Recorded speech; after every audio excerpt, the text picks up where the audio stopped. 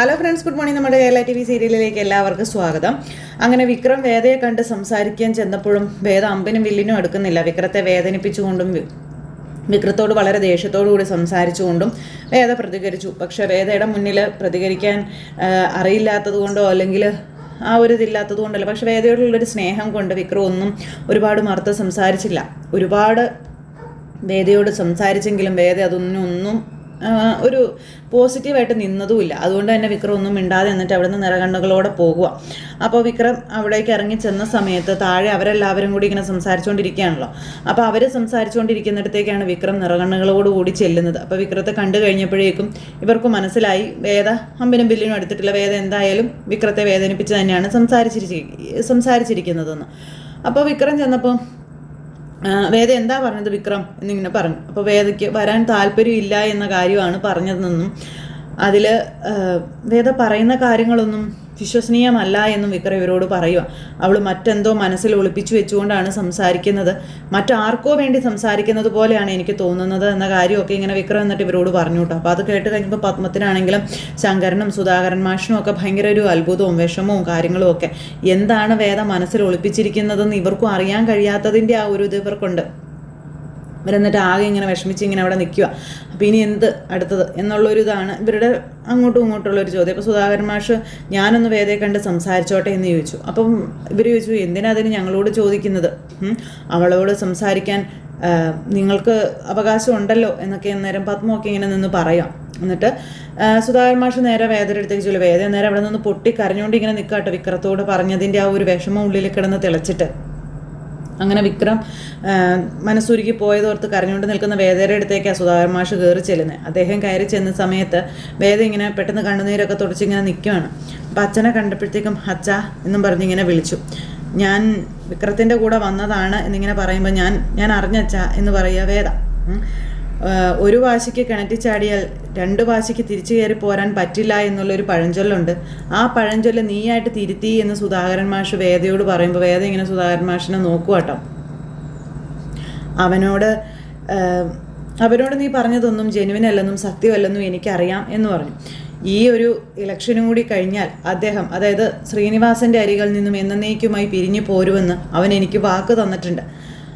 അങ്ങനെ ഒരു മകനാക്കി എനിക്കെൻ്റെ വിക്രത്തെ തന്നത് നീയാ. ആ നിൻ്റെ ഉള്ളിൽ ഒരിക്കലും അവനോട് വെറുപ്പുണ്ടാവില്ല എന്ന് എനിക്കറിയാം.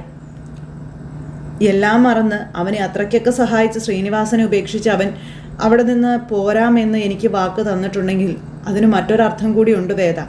അവൻ്റെ ഉള്ളിൽ നീ എന്ന ആൾ മാത്രമേ ഉള്ളൂ. നിന്നോടുള്ള സ്നേഹവും പരിഗണനയും കരുതലും ഒക്കെയാണ് അതിൻ്റെ അർത്ഥം. അതൊന്നും മനസ്സിലാക്കാതെ പെട്ടെന്നൊരു സുപ്രഭാതത്തിൽ നീ ഇറങ്ങി പോരുക എന്ന് പറഞ്ഞാൽ അതൊരിക്കലും എനിക്ക് വിശ്വസിക്കാൻ കഴിയില്ല എന്ന് പറഞ്ഞു. നീ പറഞ്ഞ ഒരു ന്യായവും സത്യസന്ധമായിട്ടുള്ളതല്ല. നിനക്ക് പിടിച്ചു നിൽക്കാൻ വേണ്ടി നീ മറ്റുള്ളവരുടെ മുന്നിൽ ഓരോന്ന് പറഞ്ഞു. പക്ഷേ മറ്റുള്ളവർക്കും കൂടി വിശ്വസനീയമായിട്ടുള്ള എന്തെങ്കിലും ഒരു കാര്യകാരണങ്ങൾ നിനക്ക് പറയാമായിരുന്നു. ഇത് നീ കാരണം കണ്ടെത്തിയപ്പോൾ അതിനൊരു ലോജിക്കില്ലാത്തതായി പോയി എന്ന് സുധാകരൻ മാഷ് വേദയോട് പറയാം. ഇതൊക്കെ കേട്ട് വേദയാണെങ്കിൽ കരഞ്ഞുകൊണ്ട് ഇങ്ങനെ നിൽക്കുക. വേദയ്ക്കാണെങ്കിൽ കണ്ണ് തുടയ്ക്കാനും പറ്റുന്നില്ല, അച്ഛൻ്റെ മുന്നിൽ ബോൾഡായിട്ട് നിൽക്കാനും പറ്റുന്നില്ല. വേദയാകെ പെട്ട് നിൽക്കുവാണ്. നീ ഒരിക്കലും മനസ്സായിട്ടോ അല്ലെങ്കിൽ ശ്രീനിവാസൻ എന്ന് പറയുന്ന ആളിൻ്റെ പ്രോബ്ലമായിട്ടോ അവിടെ നിന്ന് പോകുന്നതല്ല എന്ന് ഞങ്ങൾക്കെല്ലാവർക്കും അറിയാം വേദ. അത് നിനക്കും അറിയാം. പക്ഷെ നീ അത് പറയില്ല എന്നുള്ള ആ ഒരു വാശിയാണ്. നീ അത് പറയില്ല എന്ന് തീരുമാനിച്ച് വെച്ചിരിക്കുന്നതാണ് അല്ലേ എന്നിങ്ങനെ സുധാകരൻ മാഷ് ചോദിക്കുമ്പോഴും വേദ നിന്ന് കരയും. അച്ഛ എനിക്ക് നിന്നോട് ഒന്നേ പറയാനുള്ളൂ. എൻ്റെ മകനെ എനിക്ക് തിരിച്ചു തന്നതും എൻ്റെ കുടുംബം പഴയ രീതിയിലേക്ക് കൊണ്ടെത്തിച്ചതും നീയാണ്. ആ നിന്നോടുള്ള സ്നേഹവും കടപ്പാടും എന്നും ഞങ്ങളുടെ എല്ലാവരുടെയും ഉള്ളിലുണ്ടാകും. അതുകൊണ്ട് തന്നെ എന്നേക്കുമായി നീ ഈ വീട്ടിൽ ഒതുങ്ങി പോകരുത്. ഞങ്ങളെ കാണണമെന്ന് തോന്നുമ്പോഴോ അല്ലെങ്കിൽ സംസാരിക്കണമെന്ന് തോന്നുമ്പോഴോ നീ വരണം, ഞങ്ങളോട് സംസാരിക്കണം, ഞങ്ങളോട് വെറുപ്പൊന്നും കാണിക്കരുത് തുടങ്ങിയതൊക്കെ അദ്ദേഹം പറയാം. നിറഞ്ഞ കണ്ണുകളോടെ കേട്ടോ അദ്ദേഹം സംസാരിക്കുന്നത്. അതെല്ലാം പറഞ്ഞിട്ട് അദ്ദേഹം ഇങ്ങോട്ട് ഇറങ്ങിപ്പോകുന്നപ്പോഴത്തേക്ക് അച്ഛാ എന്നും പറഞ്ഞ് വിളിച്ച് വേഗം തന്നെ പിടിച്ചു നിർത്തി. എന്നിട്ട് അച്ഛൻ എന്നെ ശപിക്കരുതെന്നും അച്ഛൻ എന്നെ വെറുക്കരുതെന്നും വേദ പറയുക. ഞാൻ ഇങ്ങനൊരു തീരുമാനം എടുത്തില്ലായിരുന്നെങ്കിൽ ഒരുപാട് പേരുടെ കണ്ണുനീര് ഞാൻ കാണേണ്ടി വന്നേനെ അച്ഛാ എന്ന് വേദ അച്ഛനോട് പറയണം. അത് കേട്ടപ്പോൾ ആ മനുഷ്യൻ വേദയൊരു നോട്ടം നോക്കി. പക്ഷേ അതിൻ്റെ കാര്യകാരണങ്ങൾ എന്താണെന്ന് അച്ഛൻ എന്നോട് ചോദിക്കരുത്. അത് ഞാൻ പറയില്ല, എനിക്ക് പറയാൻ പറ്റില്ല അച്ഛാ എന്നിങ്ങനെ പറയുവാണ്. അപ്പോൾ അത്രയും കേട്ടപ്പോൾ അദ്ദേഹത്തിൻ്റെ മനസ്സിന് കുറച്ച് ആശ്വാസമായി. അപ്പോൾ വേദ ഒരിക്കലും അവരെ വെറുത്തിട്ടോ അല്ലെങ്കിൽ ആ വീട് ഉപേക്ഷിച്ച് ഇറങ്ങി പോകുന്നതല്ല, അതിനൊരു കാരണം ഉണ്ടല്ലോ. ആ ഒരു കാരണത്തിൻ്റെ പുറത്താണല്ലോ വേദ വന്നത് എന്ന് അദ്ദേഹത്തിന് മനസ്സിലായി. അദ്ദേഹം എന്നിട്ട് ഇങ്ങനെ വേദയെ നോക്കിയിട്ട് വേദയോട്, ഇനി ഞാൻ നിന്നോടൊന്നും സംസാരിക്കുന്നില്ല എന്ന് പറയാണ്. ഇത്രയും വലിയ പ്രശ്നങ്ങൾക്ക് പരിഹാരം കാണാൻ കഴിയുന്ന നിനക്ക് എന്തോ പറ്റുമോളെ? അതെന്ത് തന്നെയാണെങ്കിലും അതിനൊരു പരിഹാരം കാണാൻ പറ്റാതെ പോയത്, അതിനൊരു തീരുമാനം നിന്നാലെടുക്കാൻ പറ്റാത്തത് എന്തുകൊണ്ടാണെന്നിങ്ങനെ അച്ഛൻ ചോദിച്ചപ്പോൾ, എൻ്റെ സാഹചര്യം അതായി പോയി അച്ഛാ. ഇപ്പോഴും ഞാൻ ആ ഒരു സാഹചര്യത്തിൻ്റെ സമ്മർദ്ദത്തിലാണ് ജീവിക്കുന്നതെന്നും എനിക്ക് അങ്ങനെ ഒരു തീരുമാനം എടുക്കാൻ കഴിയുന്നില്ല എന്നും പറയുന്നു. അത് കേട്ട് കഴിഞ്ഞപ്പോഴത്തേക്കും അച്ഛൻ, ഞാൻ ഇനി ഒന്നിനും നിന്നെ നിർബന്ധിക്കുന്നില്ല എന്നും പറഞ്ഞ് അവിടെ നിന്ന് പോരുകയും ചെയ്തു. അങ്ങനെ അച്ഛൻ അങ്ങ് പോയി കഴിഞ്ഞപ്പോൾ വേദ മുറിയിൽ പോയിരുന്നു ഭയങ്കര കരച്ചിലെന്ന് പറഞ്ഞാൽ സഹിക്കാൻ മേലാത്ത കരച്ചിൽ. അങ്ങനെ അതും കഴിഞ്ഞിട്ട് അച്ഛനും താഴേക്ക് ഇറങ്ങി വന്നു. അപ്പോഴും താഴെ അവരെല്ലാവരും ഇവരെ വെയിറ്റ് ചെയ്തിരിക്കുകയായിരുന്നു. അങ്ങനെ അച്ഛൻ ഇറങ്ങി വന്ന സമയത്ത് എന്താണ് മോള് പറഞ്ഞത് എന്ന് അച്ഛനോടും ഇവർ ചോദിച്ചു കഴിഞ്ഞപ്പോൾ അദ്ദേഹം സെയിം ഡയലോഗ് തന്നെയാണ് അവരോട് പറഞ്ഞത്. വേദ സാഹചര്യത്തിൻ്റെ സമ്മർദ്ദത്തിൽ മറ്റെന്തോ ഒരു വിഷയം അവളുടെ ഉള്ളിൽ കറങ്ങുന്നുണ്ട്. ആ ഒരു കാരണത്തിൻ്റെ പുറത്താണ് അവളിങ്ങനെ ഈ ഒരു തീരുമാനം എടുത്ത് ഇവിടെ വന്ന് നിൽക്കുന്നതെന്നുള്ള കാര്യം. അപ്പോൾ അതെന്താണെന്ന് അവളോട് ചോദിച്ചിട്ട് അവൾ ആരോടും പറയുന്നില്ല എന്ന കാര്യവും ഇങ്ങനെ പറയുക കേട്ടോ. അപ്പോൾ ഇത് കേട്ട് കഴിഞ്ഞപ്പോൾ ഇനി അവളായിട്ട് തന്നെ അതിനൊരു പരിഹാരം കണ്ടുപിടിച്ച് തിരികെ എത്തട്ടെ എന്നുള്ള രീതിയിൽ ഇങ്ങനെ പറയുക. അപ്പോൾ വീട്ടിൽ അവർ കാത്തിരിക്കുവാണ്, ഇവർ ചെല്ലുന്നതും സംഭവിക്കുന്ന കാര്യങ്ങൾ എന്തൊക്കെയാണെന്ന് അറിയാനും ഒക്കെ ആയിട്ടുള്ള ആ ഒരു ഭയങ്കര ക്യൂരിയോസിറ്റിയോട് കൂടി ഇങ്ങനെ ഇരിക്കുക. അങ്ങനെ പത്മത്തിനോടും അതുപോലെ ശങ്കരനോടും യാത്ര പറഞ്ഞ് ഇവർ ഇറങ്ങുവാണ്. എന്നാൽ ഞങ്ങൾ ഇറങ്ങട്ടെ, അപ്പോൾ വന്നിട്ട് എന്തെങ്കിലും കഴിച്ചിട്ട് അതിൻ്റെ ഒന്നും ആവശ്യമില്ല എന്ന് പറഞ്ഞു. ഇപ്പം ശരിക്കും പറഞ്ഞാൽ ഈ വീട് ഞങ്ങൾക്ക് അന്യമാണെന്ന കാര്യം സുധാകരൻ മാഷ് പറയുവാണ്.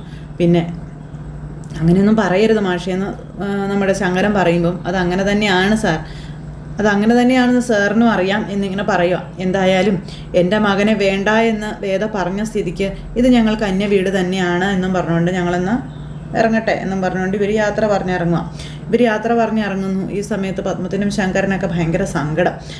വേദയാണെങ്കിലും മുറിയിൽ പോയിരുന്ന് കരഞ്ഞിട്ട് ഇവർ പോകുന്ന ശബ്ദം കേട്ടപ്പോഴത്തേനും മുകളിൽ ജനലിലൂടെ ഇങ്ങനെ ഇവരെ നോക്കുക.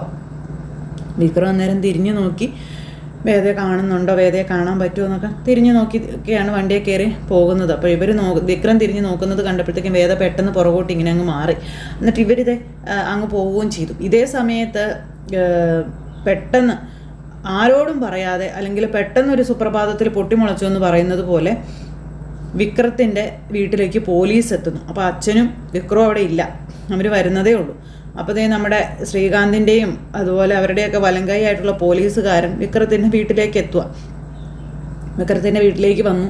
ഇവിടെ ആരും ഇല്ലേന്ന് ചോദിച്ചു. അപ്പോഴേക്കും കമലയും ശ്രീജ ഇവരെല്ലാവരും ഇറങ്ങി വന്നു. എന്താ സാർ, എന്താ കാര്യമെന്ന് ചോദിച്ചു. വിക്രം ഇവിടെ ഇല്ലേന്ന് ചോദിച്ചപ്പം വിക്രം ഇവിടെ ഇല്ല, പുറത്ത് വരെ പോയിരിക്കുക എന്ന് പറയാണ് ഇവർ. എപ്പോൾ വരും എന്ന് അയാൾ ചോദിച്ചു. എപ്പോൾ വരുമെന്ന് അറിയത്തില്ല എന്നും പറഞ്ഞു. അപ്പോൾ എന്താ സാറേ, അടുത്ത വല്ല പ്രശ്നവും വിക്രം ഉണ്ടാക്കിയോ എന്ന് ചോദിച്ചു. നന്ദിനി ഇങ്ങനെ ഇടയ്ക്ക് കയറി വലിയ ഇത് ചോദിക്കുമ്പോഴേക്കും ജാത്തിയാലുള്ളത് തൂത്താ പോലല്ലോ, ഇറക്കി വിടാൻ വേണ്ടി അച്ഛൻ ഒരുങ്ങിയിരുന്നതാ. നേരത്തേന് അടുത്ത ചൊറിയുന്ന വർത്താനായിട്ട് വരിക. അന്നേരത്തേക്കും നേരെ ഒരു നോട്ടം നോക്കി നമ്മുടെ കമല. അപ്പം നന്ദിനി ഇങ്ങനെ പുറകെ പതുക്കെ വലിഞ്ഞ് ഇങ്ങനെ നിൽക്കുക. അപ്പോൾ എന്താ സാർ പ്രശ്നം, വിക്രം ഇപ്പം അങ്ങനെ ഒരു പ്രശ്നത്തിനും പോവാറില്ലല്ലോ എന്നൊക്കെ ഇങ്ങനെ നേരം കമല പറഞ്ഞു. അവൻ പ്രശ്നത്തിന് പോകുന്നതും പോകാത്തതല്ല നിങ്ങളോട് പറഞ്ഞിട്ടാണോ എന്ന് അയാൾ ചോദിക്കുക, ഈ പോലീസുകാരൻ. അങ്ങനെ ഇവരെ എല്ലാവരെയും അടുത്ത കുരുക്കിൽ പെടുത്താനായിട്ട്, അതായത് നമ്മുടെ സുധാകരൻ മാഷും അതുപോലെ വിക്രവും ഇപ്പോൾ അവിടെ വീട്ടിൽ ചെന്നല്ലോ, ചിലപ്പോൾ അതിൻ്റെ ആഫ്റ്റർ എഫക്റ്റ് ആയിരിക്കാം ഒരു പക്ഷേ. അത് ഈ ശ്രീകാന്ത് പറഞ്ഞു വിട്ടതും ആയിരിക്കാം. അവർ വന്നു. എന്നിട്ട് ഇവരെ അന്വേഷിച്ചുകൊണ്ട് ഇങ്ങനെ നിൽക്കുക. എത്രയും പെട്ടെന്ന് അവനോട് എൻ്റെ അടുത്തേക്ക് വരാൻ പറയണേ, എനിക്ക് അവനെ അത്യാവശ്യമായിട്ട് കാണണം, അവൻ ചെയ്തു വെച്ചിരിക്കുന്നത് എന്താണെന്ന് അറിയാവോ എന്നൊക്കെ ചോദിച്ച് ഭയങ്കര ഡയലോഗും കാര്യങ്ങളുമായിട്ട് ഇതുങ്ങളായിട്ട് പേടിപ്പിച്ചുകൊണ്ടിരിക്കും പോലീസുകാരൻ. അപ്പോഴാണ് വിക്രവും അച്ഛനും കൂടെ അങ്ങോട്ടേക്ക് വരുന്നത്. അവർ വന്നപ്പോൾ അതേ പോലീസ് വണ്ടി കിടക്കുന്നു. ഇനി അടുത്ത് തന്നെ ഗുലുമാലാണെന്ന് ഓർത്തുകൊണ്ട് അവരിങ്ങനെ ഇറങ്ങി വന്ന് ഇങ്ങനെ നോക്കി ഇങ്ങനെ നിൽക്കുക കേട്ടോ. അപ്പോഴേക്കും വിക്രം വന്നല്ലോ എന്ന് പറഞ്ഞിട്ട് നന്ദിനി കാണിച്ചു കൊടുക്കുക. കാണാത്ത പോലീസുകാരെ നന്ദിനി വിളിച്ച് കാണിച്ചു കൊടുക്കുക. അങ്ങനെ ഇവർ കയറി വന്ന് ഇങ്ങനെ നിൽക്കുവാണ്. ഈ സമയത്ത് നമ്മുടെ ദീപ്തി ഭേദ അവിടെ ഒളിച്ചു നിന്ന് നോക്കുന്നത് കണ്ടായിരുന്നു. അപ്പം ചേച്ചിക്ക് അവരെ മറക്കാൻ പറ്റുന്നില്ലല്ലേ ചേച്ചി പിന്നെ എന്തിനാ ഇങ്ങനെ സ്വയം ഉരുകി ഇങ്ങനെ തീരുന്നതെന്ന് ചോദിച്ചുകൊണ്ട് ദീപ്തി വന്ന് ഇങ്ങനെ വേദയോട് ചോദിക്കുകയാണ്. അപ്പോൾ അതിനൊന്നും മറുപടി കൊടുക്കാതെ വേദ അതിൽ നിന്നൊക്കെ ഒഴിഞ്ഞു മാറി മുറിയിലേക്ക് കയറിപ്പോയി. അപ്പോൾ അങ്ങനെ പോലീസുകാർ വിക്രത്തെ അടുത്ത ഇതിലാക്കാൻ വേണ്ടിയിട്ട് കാണിക്കുന്ന പരാക്രമങ്ങളും കാര്യങ്ങളും, അതുപോലെ വേദയുടെ നിരാശയും കാര്യങ്ങളും, അതുപോലെ തന്നെ വേദയുടെ വീട്ടിൽ ചെന്നിട്ട് വേദ എന്തു പറഞ്ഞു എന്നറിയാനുള്ള ആ ഒരു ത്വരയായിട്ട് നിൽക്കുന്ന ഇവരെയൊക്കെ കാണിച്ചുകൊണ്ടൊക്കെയാണ് നമ്മുടെ ഇന്നത്തെ കഥ വരാനിരിക്കുന്നത്. അപ്പോൾ ആരും തന്നെ മിസ് ചെയ്ത് കളയരുതിട്ടോ. എല്ലാവരും കാത്തിരുന്ന് കാണണേ. എല്ലാവർക്കും നല്ലൊരു ദിവസം ആശംസിക്കുന്നു. എല്ലാവരും തരുന്ന സപ്പോർട്ടിനും സ്നേഹത്തിനും ഒരുപാട് നന്ദി ഹൃദയത്തിൻ്റെ ഭാഷയിൽ അറിയിക്കുകയാണ്. അടുത്ത സൂപ്പർ ഹിറ്റ് കഥയുമായി കാണുന്നത് വരെ എല്ലാവർക്കും നന്ദി. അതോടൊപ്പം നമ്മുടെ ചാനൽ ആദ്യമായിട്ട് കാണുന്നവരുണ്ടെങ്കിൽ ഒന്ന് സബ്സ്ക്രൈബ് ചെയ്യണേ. തൊട്ടടുത്ത് കാണുന്ന ബെൽ ബട്ടൺ അമർത്തി കഴിഞ്ഞിട്ടുണ്ടെങ്കിൽ നമ്മുടെ വീഡിയോസ് എളുപ്പത്തിൽ കാണാൻ കഴിയുന്നതായിരിക്കും. അപ്പോൾ ഒരിക്കൽ കൂടി എല്ലാവരോടും 1000 നന്ദി അറിയിച്ച് വീണ്ടും കാണാമെന്നുള്ള പ്രതീക്ഷയോടെ ടാറ്റാ.